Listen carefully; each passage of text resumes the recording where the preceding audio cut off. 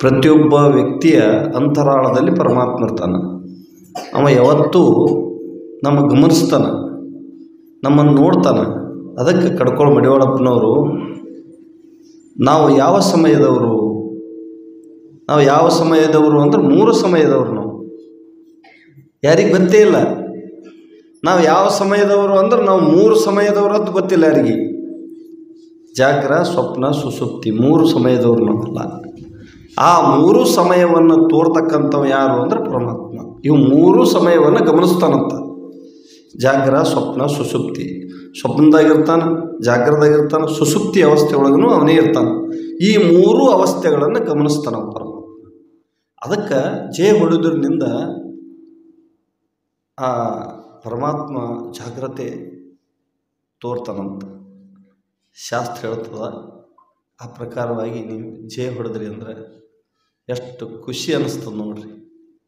ಎಷ್ಟು ಜಯ ಹೊಡೆದ್ರೆ ಭಾಳ ನಮೂನೆ ಅದಾವೆ. ಅವು ಬೇರೆ ಬೇರೆ ನಮೂನೆ ಅದಾವೆ ಜಯ ಹೊಡೆಯವು.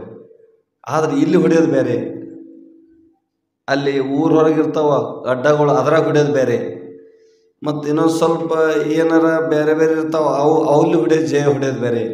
ಬೇರೆ ಬೇರೆ ನಮೂನೆ ಇರ್ತಾವೆ, ಆದರೆ ಇಲ್ಲಿ ಹೊಡೆಯೋದು ಬೇರೆ. ಇಲ್ಲಿ ಯಾವುದು ಹೊಡೆಯೋದು ಅಂತ ಕೇಳಿದ್ರೆ ನಾವು 3 ಸಮಯದೊಳಗೆ ಶಿವ ಸಮಯದವರು ಹೇಳೋಣ.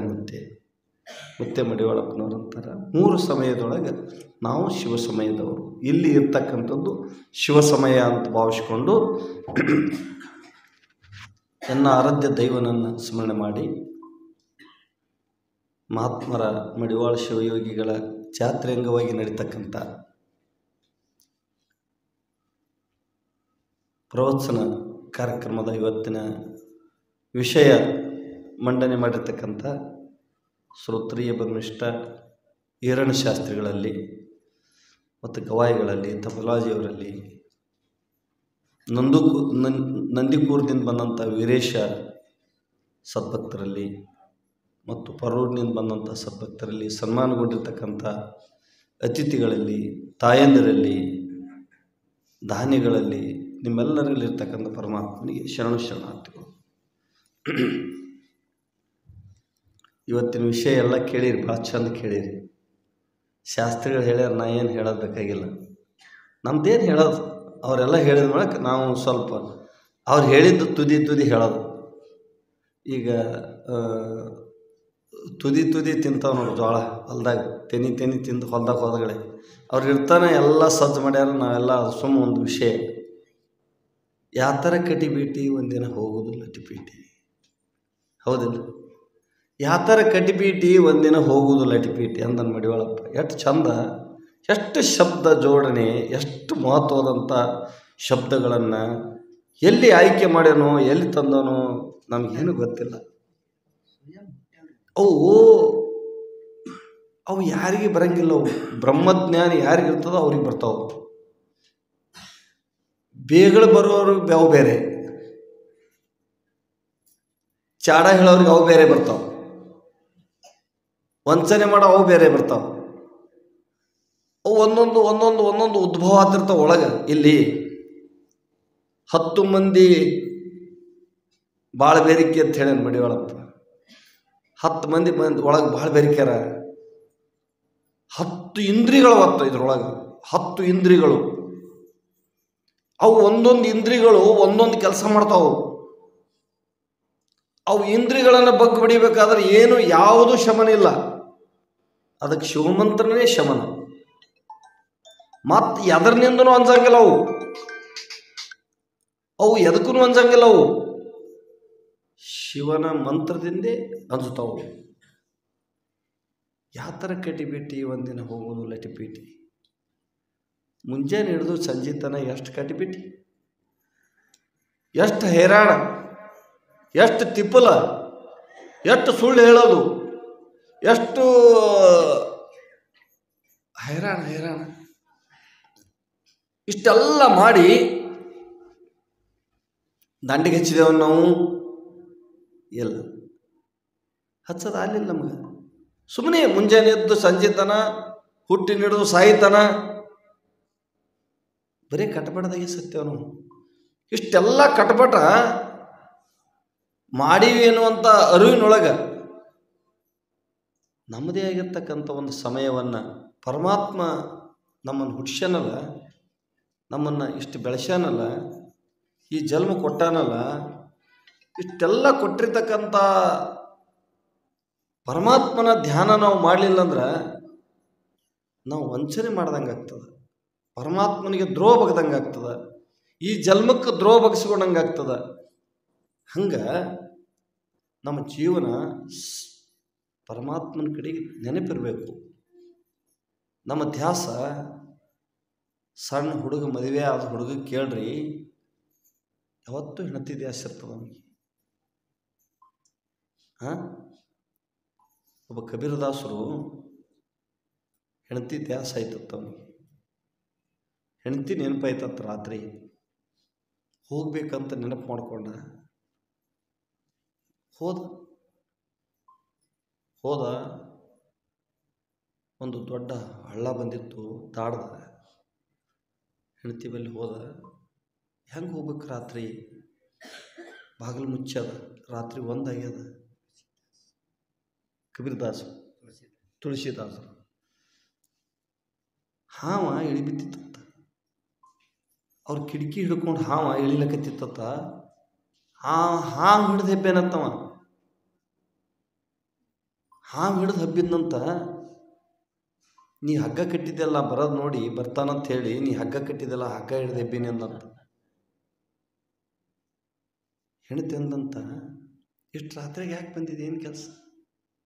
ಇಲ್ಲ, ನೀನು ನೆನಪಾಯ್ತು ಬಂದೀನಿ, ನಿನ್ನ ಧ್ಯಾಸ ಆಯಿತು, ನನಗಿರ್ಲಕ್ಕಾಗಲಿಲ್ಲ, ನನ್ನ ಮನಸ್ಸು ಕೇಳಲಿಲ್ಲ, ನಾನು ಬಂದೆ.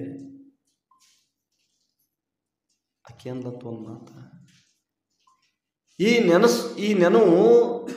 ನೆನಪ ಇಷ್ಟು ಧ್ಯಾಸ ನನ್ನ ಮೇಲೆ ಇಡದೆ ಆ ಪರಮಾತ್ಮ ಮೇಲೆ ಇಟ್ಟಿದ್ದೆ ಅಂದ್ರೆ ನೀ ಮುಕ್ತಿ ಆಗ್ತಿತ್ತು, ನಿನಗೆ ಶಿವ ಆಗ್ತಿದ್ದಿ ನೀನು ಅಂತ ಅಂದಾಗ ಅವನಿಗೆ ರೋಮಾಂಚ ಆಯ್ತತ್ತ. ಅವನಿಗೆ ಭಾರಿ ಅದ್ಭುತ, ಮೈಯೊಳಗ ಒಂದು ತಾಕತ್ತು ಬಂತತ್ತು. ಯಾರ್ದು? ಎಷ್ಟು ಭ್ರಮೆಯಪ್ಪ ಇದಕ್ಕ. ಭಾರಿ ರೋಷ ಆಗಿ ಸಟ್ಟನೆ ಮನೆಯಂತ ಇಳಿದು ಬಿಟ್ಟನಂತ. ಇಳಿದು ಹೋಗಿ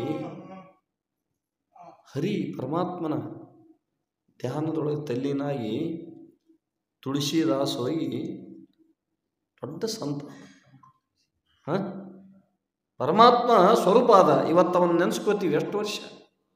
14ನೇ ಶತಮಾನ ಇರ್ಬೋದ್ರಿ ಅವರು. 16ನೇ ಶತಮಾನದೊಳಗೆ ಆಗಿ ಹೋಗ್ಯಾರ. 500 ವರ್ಷ ಆಯ್ತು ಅದು. ಹಂಗೆ ನಮ್ಮ ನೆನವು ಯಾರ ಕಡೆಗಿರ್ಬೇಕಂದ್ರೆ ಮಡಿವಾಳಪ್ಪನ ಕಡೆಗಿರ್ಬೇಕು. ನಾವು ಸಂಸಾರ ಮಾಡ್ಕೊಂತೇವೆ. ಒಬ್ಬ ಹೆಣ್ಮಗಳು ಕುಡ್ತಿರ್ತಾಳ, ಒಳ್ಳಾಗ ಕುಡ್ತಾಳ ಹಿಂಗೆ. ಅವಾಗ ಒಳ್ಳತ್ತಿದ್ದು, ಅವಾಗ ಗೋಧಿ ಕುಡ್ತಿದ್ರು, ಕವಳೆ ಕುಡ್ತಿದ್ರು, ಎಲ್ಲ ಕುಡ್ತಿದ್ರು ಅವಾಗ. ಈಗೇನು ಕುಟ್ಟೋದನ್ನಿಲ್ಲ, ಬಿಸೋದನ್ನಿಲ್ಲ, ಎಲ್ಲ ಮಿಷಿನೇ ಕುಡ್ತಾವ. ಕುಟ್ಕೋಂತ ಅವಾಗ ಹಾಡ್ತಿದ್ರು. ಈ ಕಡೆ ಕುಟ್ಟ ಕೆಲಸನೂ ನಡೀತಿತ್ತು, ಈ ಕಡೆ ಹಾಡೋ ಕೆಲಸನೂ ನಡೀತಿತ್ತು. ಮಡಿವಾಳಪ್ಪನವ್ರು ಎಷ್ಟು ಚಂದ ಹಾಡ್ಯಾರ. ಓಂ ಸೋಮ್ 2 ತಿಳಿಯಬೇಕ ನಾರಿ ಹಾಕವ ಏರಿ. ಎಷ್ಟು ಚಂದ ಹಾಡ್ಯಾರ ಮಡಿವಾಳಪ್ಪನವ್ರು. ಹಾಡ ಪದ ಹಾಡ್ಯಾರ, ಶೋಭಾನ್ ಪದ ಎಷ್ಟು ಚಂದ ಹಾಡ್ಯಾರ ಮಡಿವಾಳಪ್ಪನವ್ರು ಶೋಭಾನ್ ಕೇಳಿರಿ ಎಷ್ಟು ಚಂದ. ಅವ್ರು ಶೋಭಾನ್ ಪದ 9 ನುಡಿ ಹಾಡ್ಯಾರ, ಶರೀರ ಮೇಲೆ ಹಾಡ್ಯಾರ ಅವರು. ಅಷ್ಟು ಚಂದ. ಅಂಥ ಅನುಭವಿಯ ಮಠದೊಳಗೆ ನೀವೆಲ್ಲ ಕೇಳೋದು ಪುಣ್ಯ ಅಂತ ಭಾವಿಸ್ಕೊಂಡು ಕಟ್ಟಬೇಟಿ ಸಂಸಾರ ಇದ್ದಿದ್ದೇ ಇದು. ಕಟ್ಟಬೇಟಿ ಸಂಸಾರ ನೇಟಿಲ್ಲ, ಇದು ಕಟ್ಟುಮುಡಿ ಯಾವೇನು ದಾಟಿಲ್ಲ ಅಂದ ಮಡಿವಾಳಪ್ಪ. ಮತ್ತು ಇದು ಯಾರ ದಂಡಿಗೆ ಹೆಚ್ಚಾರನು ಇಲ್ಲ, ಅದು ಮತ್ತೆ ಪೋಟಿ ಹಚ್ಚಿ ಹೋಗ್ಯಾರ ಮೊಮ್ಮಕ್ಕಳಿಗೆ. ನೀನು ಮಾಡು. ಅವ ಮೊಮ್ಮಗ ತಂದೆ ಮಾಡಿದ್ದೆ ಮಗ ಮಾಡಿದ್ದೆ ಮತ್ತೊಬ್ಬ ಮಾಡಿದ್ದು. ಅದೇ ಮನೆಗೆ, ಅದೇ ಮನಿನೇ ಅದ, ಮತ್ತೇನು ಮನೆ ಹೊಸದಿಲ್ಲ, ಅದೇ ಮನೆಗೆ. ಎಷ್ಟು ಮಂದಿ ರೈಲ್ವೆದಾಗ ಹತ್ತದವು ಇಳಿತಾರ, ಸ್ಟೇಷನ್ ಬರೋಣ ಇಳಿದು ಹೋಗ್ಬಿಡ್ತಾರೆ, ಬಸ್ ಸ್ಟ್ಯಾಂಡ್ ಬರೋಣ ಇಳಿತಾರ, ಮತ್ತೊಬ್ಬ ಹತ್ತಾನ. ಹಂಗಿದು ಮನಿ ಅಂದ್ರೆ ಸ್ಟೇಷನ್ ಇದ್ದಂಗೆ. ಇದು ಬರೋರೇ ಹೋಗೋರೆ. ಅವ್ರು ಯಾರು ಸಂಬಂಧ ಇಲ್ಲ. ಹುಟ್ಟಿದವ್ರು ಏನಾರ ಸಂಬಂಧ ಆಗಿ ಬಂದಾರ ನಮಗೆ. ಈ ಜನ್ಮದಾಗ ನೀನು ಮೊಮ್ಮಗಾಗಿದ್ದೆ ಬಂದೀನಿ ಅಂತ ಹೇಳ್ತಾನ. ನಾನು ಯಾವ ಜನ್ಮ ಏನೋ ಬಂದಿರ್ತಾನ. ಅವ ಋಣ ಇರ್ತದ, ಮನೆಗೆ ಬರ್ತಾನ, ಸೇರ್ತಾನ, ಅವ ಉಣ್ತಾನ, ತಿಂತಾನ, ಅವ ದೊಡ್ಡವಾಗಿ ಅವನು 4 ಮಕ್ಳು ಆಡೋದು, ಅವ ಬಿಟ್ಟು ಮತ್ತೆ ಹೋತಾನ, ಮತ್ತೊಬ್ಬ ಬಂದು ಸೇರ್ತಾನ. Railway station ಇದ್ದಂಗಿದು. ಜೀವನ ಹಂಗೆ ಇಳೆದೇ ಹತ್ತದೆ. ಈ ಜೀವನ ಹಂಗದ, ಲಟ್ಟಿ ಬಿಟ್ಟಿ ಸಂಸಾರ ನೇಟಿಲ್ಲ, ಇದು ಕಟ್ಕೊಂಡು ಯಾವೇನು ದಾಟಿಲ್ಲ ಅಂತ ಮಡಿವಾಳಪ್ಪ ಹೇಳೇನಲ್ಲ.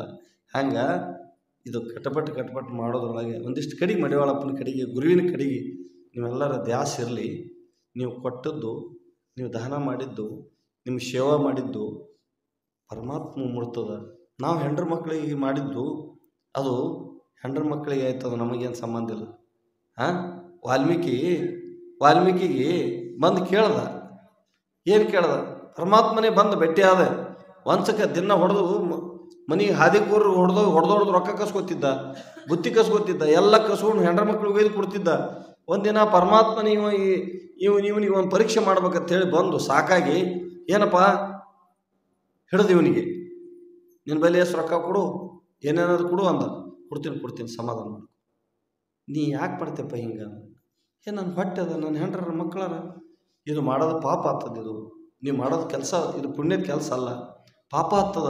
ಅವ್ನಿಗೆ ಪಾಪ ಪ್ರಜ್ಞೆನೇ ಇಲ್ಲ. ಅವನಿಗೆ ಪಾಪ ಅಂದ್ರೆ ಏನು, ಪುಣ್ಯ ಅಂದ್ರೆ ಏನು ಗೊತ್ತೇ ಇಲ್ಲ ಅವನಿಗೆ. ಪಾಪ ಅಂದ್ರೆ ಏನಂತ ಕೇಳಿದ್ನಂತ, ನೀನು ಹೆಂಡ್ರ ಮಕ್ಳಿಗೆ ಕೇಳಿ ಗೊತ್ತಾಗ್ತದಂತ. ಹೋಗಿ ನೀ ಮಾಡಿದ ಪಾಪದೊಳಗೆ ನೀ ಏನು ಹೆಂಡ್ರ ಮಕ್ಳಿಗೆ ಒಯ್ದು ಕೊಡ್ತೀಯಲ್ಲ, ಈ ಪಾಪವನ್ನು ಅವ್ರು ತಗೋತಾರನ್ನ ಕೇಳಿ ಬಾ ಅಂತ ಕೇಳಿ. ಹಿಂಗೆ ಹೇಳಿ ಸುಳ್ಳು ಹೇಳಿಕೆ ಹಾರ್ಬೇಕಂತ ಮಾಡಿದೆ ಅಂತೇಳಿ ಅವ್ರು ಬಿಡುಕು ಕಟ್ಟಿದ್ದಂತ. ಅವ್ರಿಗೆ ಹಗ್ಗ ತೊಗೊಂಡು ಬಿಗಿದು ಕಟ್ಟಿ, ಅಡ್ಡು ಹಿಂಬ್ರಿಕಲಿ ಕೈ ಮಾಡಿ ಕಟ್ಟಿ ಹೆಂಡತಿ ಬಲ್ಲಿ ಹೊಂದಂತ. ಮತ್ತು ಇಷ್ಟು ದಿನ ನಾ ಎಲ್ಲ ಕಳವು ಮಾಡಿ ಹೊಡೆದು ತೊಗೊಂಬಂದು ಹಾಕಿ ನಿಮ್ಗೆ ಪಾಪ ಬರ್ತದಂತ ಹೇಳ್ಯಾರ ಒಬ್ರು ಮಹಾತ್ಮರು. ಮತ್ತು ಪಾಪದೊಳಗೆ ನಿಂದು ಇಟ್ಟು ತೋತೇನಂತ ಕೇಳಿದ್ನಂತ. ಯಾಕೆ ತೊಳೆಂದತ್ತಕ್ಕೆ? ನೀ ಮಾಡಿದ್ದು ನಿನ್ನ ಸಂಗಟ, ನಿನಗೇನು ಪಾಪ ಮಾಡಿ ತಂದು ಹಾಕತ್ತೇಳಿ, ನೀನು ದುಡ್ಡು ತಂದು ಹಾಕತ್ತೇಳಿ, ನೀನು ಪಾಪ ಮಾಡಿ ತಂದು ಹಾಕ್ತಿದ್ದಿ. ನಾ ಪಾಪದಾಗ ನಾವು ಜವಾಬ್ದಾರಿ ಅಲ್ಲ, ನಾವು ನೀವೇ ಜವಾಬ್ದಾರಿ. ಈಗ ಯಾರ ಹೆಣ್ಮಕ್ಳು ಒಬ್ಬ ಗಂಡ ಸಾಲ ಮಾಡಿದ್ನ ತಿಳ್ಕೊರಿ, ಯಾರು ಸಾಲಗಾರ ಮನೆಗೆ ಬಂದ್ರಂದ್ರೆ, ನಮಗೇನ ಗೊತ್ತಪ್ಪ, ಅವ್ನು ನನ್ನ ಗಂಡ ಮನೆ ಸಲ ಅವ್ನಿಗೆ ಕೇಳ, ಏನು ಕೊಟ್ಟು ನಾವು ಸಾಲ ತೊಗೊಂಡಿನಿ, ನಾನು ಉಂಡಿನಿ ಎತ್ತಿದ್ದೀನಿ, ಅವ್ನಿಗೆ ಕೇಳಿ ನನಗೆ ಅಂತ ಹೆಣ್ಮಗಳು. ಇಲ್ರಿ ನೀವು ಕೊಡ್ರಿ, ನೀವು ಸಾಲ ನಿಮ್ಮ ಗಂಡ ಮಾಡ್ಯ ನೀವು ಕೊಡ್ರಿ.